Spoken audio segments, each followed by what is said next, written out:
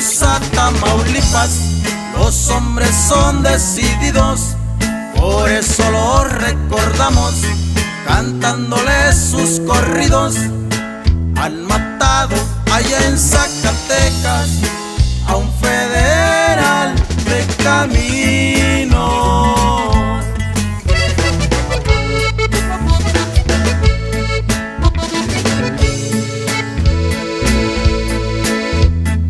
Era de verdad muy hombre, al peligro desafiaba, honor le hacía al uniforme y a la escuadra que él cargaba.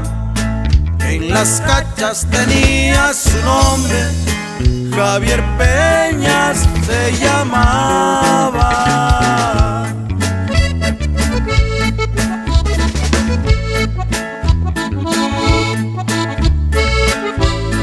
Javier su deber cumplía, ¿cómo poder olvidarlo?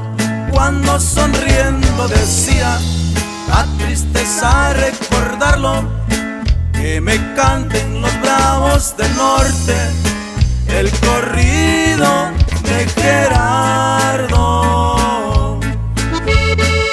Señor Bernabé Ríos, reciba el saludo.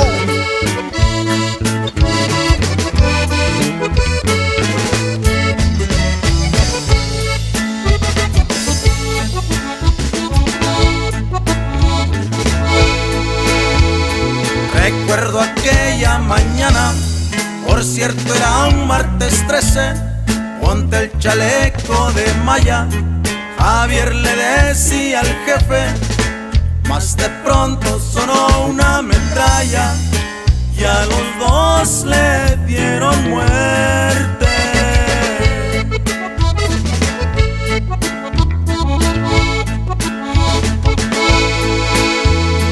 No le dieron tiempo a nada, ya sabían que era valiente, le pusieron la emboscada para poder darle muerte.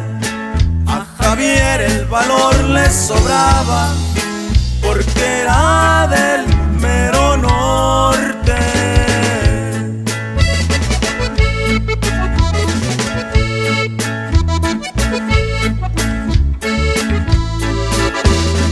Javier su deber cumplía, ¿cómo poder olvidarlo?